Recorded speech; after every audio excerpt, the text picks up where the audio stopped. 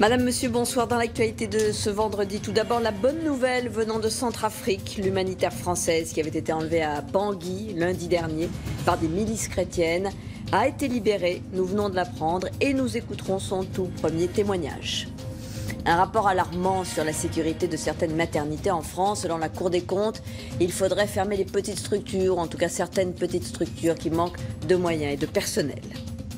François Hollande, pour la première fois au Forum économique de Davos, le chef de l'État a plaidé pour une réponse globale et partagée au terrorisme et a appelé à la mobilisation de la communauté internationale, c'est-à-dire des États comme des grandes entreprises. Une alerte météo, Catherine Laborde vous en parlait à l'instant, sur 32 départements. Une vague de froid s'étend sur tout le nord-ouest qui a été placée en vigilance orange, neige-verglas dès la nuit prochaine. Des difficultés de circulation sont à prévoir. Et puis dans ce journal, nous irons également à la découverte des grottes de Métabier dans le Jura. Une promenade souterraine dans des paysages grandioses et parfois impressionnants. Et puis nous verrons comment un film culte de la fin des années 80, Dirty Dancing, a été adapté à la scène. Une comédie musicale en recrée l'univers au Palais des Congrès à Paris. Ouvrons maintenant un chapitre économique et social avec d'abord la visite d'Emmanuel Macron en Bretagne, dans deux entreprises en grande difficulté. Le ministre de l'économie a annoncé la création de près de 200 emplois chez le volailler Doux. Et puis après, il a dû s'expliquer auprès des salariés des abattoirs GAD qu'il avait choqués par des propos tenus il y a quelques mois. Isabelle Marie et Valérie Leroux-Colléno le suivaient. Alors c'était quoi? Des lettres de l'alphabet. Il avait dit qu'il viendrait, il tient sa promesse. Emmanuel Macron ne savait pas qu'il se verrait offrir un paquet de pâtes en forme de lettres de l'alphabet. Il était venu rencontrer cet après-midi les anciens salariés de l'abattoir breton GAD. En septembre dernier, il les avait choqués. Il y a dans cette société une majorité de femmes. Il y en a qui sont, pour beaucoup, illettrés.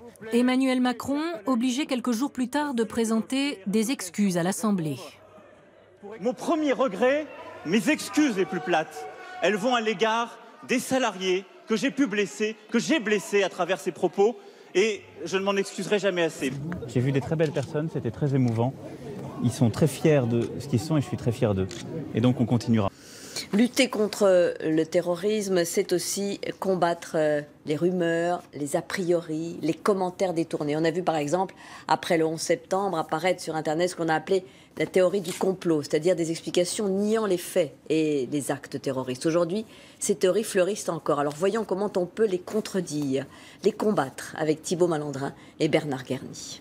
Le complot et le complotisme s'immunisent contre toute espèce de critique. Si vous êtes contre, encore une fois, soit vous êtes totalement idiot, soit vous êtes complice. Voilà, les deux. Donc vous ne pouvez pas discuter. On ne peut pas démonter rationnellement un discours du complot. Car tous ces éléments, soi-disant troublants, ne sont pas un hasard pour les adeptes de la théorie du complot, qui entendent démontrer puis démonter sur Internet les mensonges des autorités et des journalistes.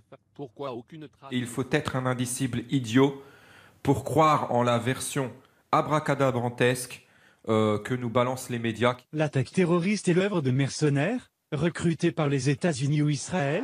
La théorie du complot trouve un terreau favorable dans les événements très médiatisés et à forte charge émotionnelle. Beaucoup prennent ces théories pour argent comptant, notamment dans les établissements scolaires. Et sur le policier, on voit les deux terroristes un des terroristes qui tire sur lui. Donc après, on voit que de la terre qui s'en va, il n'y a pas de sang.